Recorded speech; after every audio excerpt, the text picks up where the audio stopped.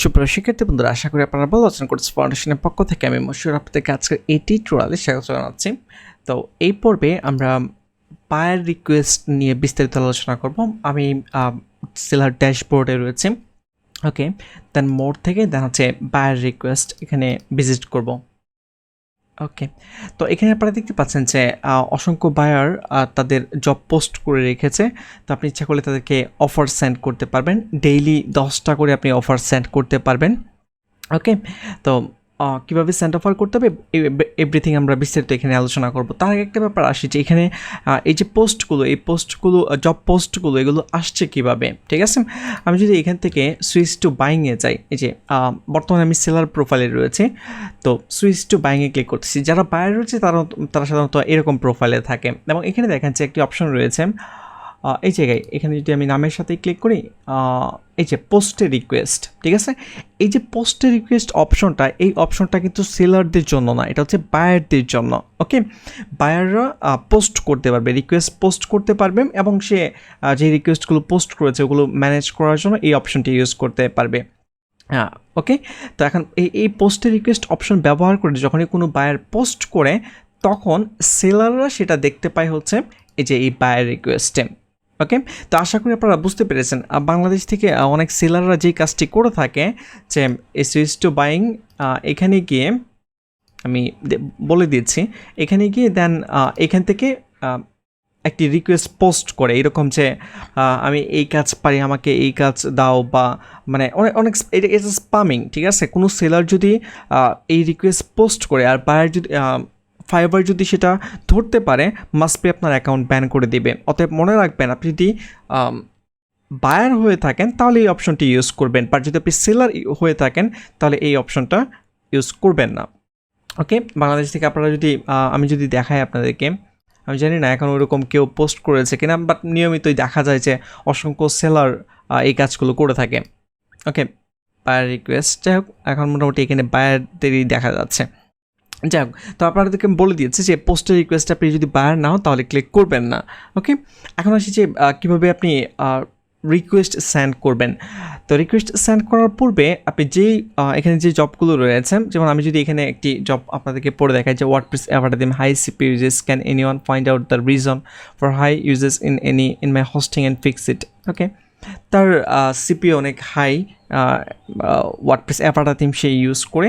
এখন এইটা টিম বিয়ারের মাধ্যমে যদি আপনি কাজ করতে ইন্টারেস্টেড থাকেন, সেক্ষেত্রে আপনি এই জব যদি আপনার কাছে মনে হয় যে এই জবটি আপনি করতে পারবেন বা প্রপারলি আপনি বুঝতে পেরেছেন এখানে কী বলেছে, সেক্ষেত্রে আপনি অফার সেন্ড করতে পারবেন, এবং আপনি ইচ্ছা করলে রিকোয়েস্ট রিমুভও করতে পারবেন আপনার ইচ্ছে।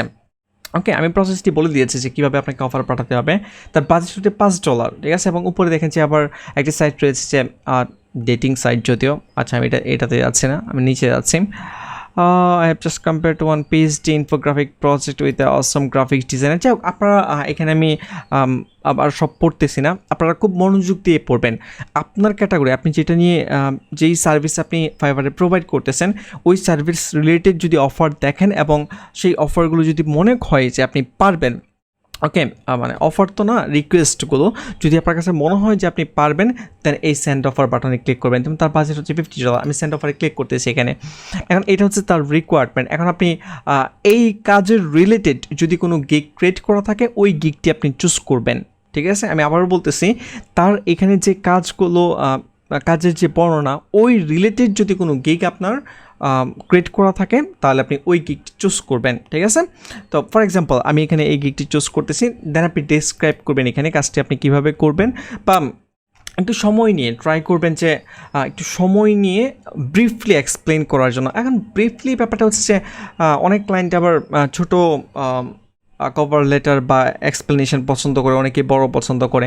তো আপনি এই ক্লায়েন্টের এখানে বর্ণনার উপরে ডিপেন্ড করে আপনি অফার লিখবেন। সে দেখেন খুব ব্রিফলি কিন্তু তার কি বলে রিকোয়েস্টটা এক্সপ্লেন করেছে, ঠিক? তাহলে আপনিও যখন আপনি তাকে অফার পাঠাবেন, এখানে তার প্রত্যেকটা লেখা পড়ে সেন্টেন্সগুলো পড়েন, দেন আপনি ওর মতো করে আপনি ব্রিফলি একটি আনসার দেন, ঠিক আছে, বা অফার পাঠান আপনি, তাহলে ওটা অ্যাকসেপ্ট হওয়ার সম্ভাবনা অনেক বেশি থাকবে। ওকে, আর এখানে এক্সপ্লেন করবেন টোটাল অফার অ্যামাউন্ট, তার বাজেট হচ্ছে $50। এখন আপনি যদি তার থেকে বেশি নিতে চান, আপনি বেশি অফার পাঠাতে পারেন। সে যদি আপনার অফার দেখে পছন্দ করে, তাহলে আপনাকে এক্সট্রা পেও করতে পারে, বেশি পেও করতে পারে, কোনো প্রবলেম নেই। বাট আপনার যেটা পারফেক্ট বাজেট মনে হবে ওটাই। তবে এক্ষেত্রে ক্লায়েন্টের বাজেট যেহেতু $50, ট্রাই করবেন ক্লায়েন্টের বাজেটের ভিতরেই থাকার জন্য। বাট যদি আপনি মনে করেন যে বেশি এই ডলারে পসিবল না, সেক্ষেত্রে আপনি অ্যামাউন্ট বাড়িয়ে আপনি অফার সেন্ড করতে পারেন, কোনো প্রবলেম নেই। এখানে আপনি ডেলিভারি টাইম চুজ করবেন, কয়দিনে ডেলিভারি দেবেন, number of revision as like আমরা নর্মালি অফার যেভাবে পাঠাই এভাবে আপনি অফার পাঠাবেন। আশা করি আপনারা বুঝতে পেরেছেন। ওকে, এখন আমি এই জায়গায় অফার পাঠানোর ক্ষেত্রে কিছু ব্যাপার আপনাদেরকে এক্সপ্লেন করি, কিছু টিপস দিয়ে দিচ্ছে যেগুলো আপনাদের হয়তো বা কাজে লাগবে। যখনই কোনো বায়ারকে অফার পাঠাবেন, বা ফাইবার ছাড়াও আরও অন্য যে মার্কেট প্লেস রয়েছে লাইক আপওয়ার্ক, freelancer.com, তো এই সকল মার্কেটে কিন্তু অ্যাপ্লাই করতে হয়। জব ক্লায়েন্টরা পোস্ট করে থাকে, আপনাকে অ্যাপ্লাই করতে হবে। তো অ্যাপ্লাই করার সময় একটা ব্যাপার খেয়াল রাখবেন, সেটা হচ্ছে যে ক্লায়েন্ট কী বলেছে। ক্লায়েন্ট যদি তার জব অফারে কোনো কোয়েশ্চেন দিয়ে থাকে যে সে একটা জিনিস জানতে চেয়েছে, প্রথমেই তার ওই কোয়েশ্চেনের আনসার দিয়ে স্টার্ট করবেন। যখনই তার কোয়েশ্চেনের আনসার দিয়ে আপনি স্টার্ট করবেন, তখনই সে বুঝবে যে আপনি তার জব ডেসক্রিপশন ভালোভাবে পড়েছেন এবং হচ্ছে আপনি তার অফার তার পোস্টটিকে আপনি ভ্যালু দিচ্ছেন। ঠিক আছে, এবং আরেকটা ব্যাপার মনে রাখবেন, সেটি হচ্ছে যে আমরা যেটা করি, কোনো একজনকে যখন প্রপোজাল সেন্ড করি, সেক্ষেত্রে ম্যাক্সিমাম সেলাররা যেটা করে বা ম্যাক্সিমাম যারা অ্যাপ্লাই করে যে আমার এতদিনের এক্সপিরিয়েন্স রয়েছে, আমি এই কাজ পারি, ওই কাজ পারি, মানে নিজের সম্পর্কেই সবচেয়ে বেশি বলে। তো এই কাজটি করবেন না, এই কাজটি করা থেকে বিরত থাকবেন। অলওয়েজ ক্লায়েন্টকে ফোকাস করবেন। ঠিক আছে, মনে করেন আমি একটা এক্সাম্পল যদি দিই, ক্লায়েন্ট আমাকে একটি ওয়েবসাইট পাঠাইছে, যে ওয়েবসাইটে একটি কিছু কাজ ফিক্স করে দিতে হবে। তখন আমি তাকে বললাম যে আমি ক্লায়েন্টকে বললাম, আমি তোমার ওয়েবসাইট চেক করেছি এবং তোমার ওয়েবসাইটে এই জায়গায় প্রবলেম রয়েছে, এই প্রবলেমগুলো আমি সলভ করে দিব। ঠিক আছে, খুব সহজে আমি সলভ করতে পারবো। ওকে, তো এখন হলে আপনি বলে দিবেন ক্লায়েন্টকে যে এইভাবে আপনি কাজটা করবেন। ঠিক আছে, তখনই সে বুঝবে যে আপনি তার প্রজেক্ট নিয়ে ঘাটাঘাটি করতেছেন এবং হচ্ছে আপনি পারফেক্ট এই জবটি করার জন্য। ঠিক আছে, এই জন্য অলওয়েজ ক্লায়েন্টকে ফোকাস করবেন। আমি আরেকটি এক্সাম্পল দিয়ে আপনাদেরকে ক্লিয়ার করার চেষ্টা করি। মনে করেন যে আপনি যখন কোনো জামা কাপড় কিনতে যান, তখন কিন্তু অনেকেই দেখবেন যে বলে যে এই জামাটি আপনাকে অনেক সুন্দর লাগবে। ঠিক আছে, কখনো কিন্তু কেউ বলে না যে জামাটি আমাকে পরলে অনেক সুন্দর লাগবে, বা আমার এত বছরের অভিজ্ঞতা থেকে বলছে যে এই জামাটি পরলে আপনাকে সুন্দর লাগবে। এই ব্যাপারটা কিন্তু এইভাবে কেউ বলে না, ঠিক না? তো তারা কিন্তু আপনাকে প্রায়োরিটি দিচ্ছে, ঠিক না? যার কারণে কিন্তু আপনি হয়তো বা খুশি হয়ে মাঝে মাঝে পারচেস করে ফেলেন। আমাদের ক্ষেত্রে কিন্তু এরকম হয়, ঠিক না? তো অলওয়েজ মনে রাখবেন যে ক্লায়েন্টকে প্রায়োরিটি দিবেন। ঠিক আছে, তো এই কাজটি যদি করেন, তখন দেখবেন যে আপনার জব পাওয়ার সম্ভাবনাটা অনেক বেশি থাকবে। ওকে, আর বললাম আর আবার এডুকেশনাল ব্যাকগ্রাউন্ড, এগুলো আবার এক্সপ্লেন করে, এগুলো আসলে প্রয়োজন না। এডুকেশনাল ব্যাকগ্রাউন্ড এগুলো খুব বেশি প্রয়োজন নেই। আপনি ডিরেক্টলি ক্লায়েন্টের প্রজেক্ট নিয়ে আলোচনা করেন, ডিরেক্টলি আপনি প্রজেক্ট কীভাবে শেষ করবেন, প্রজেক্টে কী কী থাকবে, এইগুলো নিয়ে আলোচনা করেন, তাহলে দেখবেন যে আপনার প্রজেক্ট পাওয়ার সম্ভাবনা অনেক বেশি থাকবে। তো আশা করি আপনারা বুঝতে পেরেছেন এখানে অফার কীভাবে সেন্ড করবেন, এবং হচ্ছে কিছু ব্যাপার আপনাদেরকে বলে দিয়েছে, এবং আপনারা এগুলো নিয়ে একটু বাসায় স্টাডি করবেন। ঠিক আছে, যেমন আমি যদি আপনাদেরকে একটু গুগল করে দেখাই, google.com-এ যাচ্ছি। ওকে, এখানে মনে করেন যে আমি লিখতেছি বাংলা লেখা চলে আসছে, how to write an effective cover letter. ঠিক আছে, আমি জাস্ট এটাই এক্সাম্পল দিচ্ছি।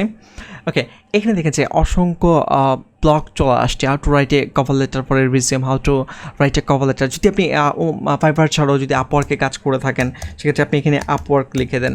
ওকে, আপওয়ার্ক, এখানে দেখেছে আপওয়ার্ক থেকে how to write A cover letter, খুব সুন্দর একটি আর্টিকেল রয়েছে upwork.com থেকে। তো এগুলো আপনি পড়তে পারেন। যদিও আমি এই ব্যাপারটা আপওয়ার্কে দেখাচ্ছি, বাট আপনি যদি এটা পড়েন, এটা আপনি ফাইবারেও কাজে লাগাতে পারেন। ঠিক আছে, hit the highlights, get to the point, exactly যেই পয়েন্ট ক্লায়েন্ট চাচ্ছে ওটা নিয়ে আলোচনা করেন। Start with a warm and professional greeting. ঠিক আছে, যে আমি এরকম শুরু করেছি, hello, hope you are doing well, then বিস্তারিত আলোচনা করি। Okay, follow direction, close the sale, তারপর আর এগুলো একটু পড়বেন, পড়লে আপনি অনেক কিছু জানতে পারবেন। এবং নিচে কমেন্ট রয়েছে, অনেকেই কমেন্ট করতেছে, এগুলো একটু বাসায় দেখবেন যে আপনি অনেক কিছু জানতে পারবেন। এবং how to write an effective cover letter for, যদিও ফাইবারে কভার লেটার নেই, বাট আমি একটু সার্চ করে দেখি। ওকে, বেস্ট না, এটা না, এটা আসলে ফাইবার থেকে গিগ শো করতেছে।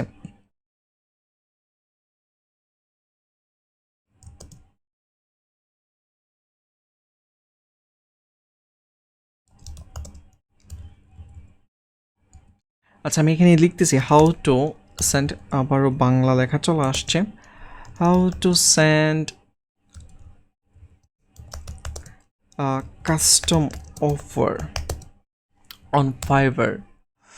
এটা যদিও কাস্টম অফার নিয়ে বিস্তারিত আসবে।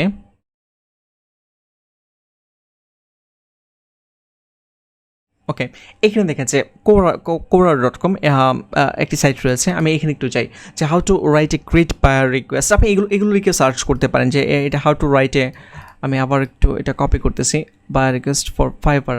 আমি দেখেন যে স্পেসিফিক এটা নিয়েই জাস্ট কপি করে এখানে পেস্ট করে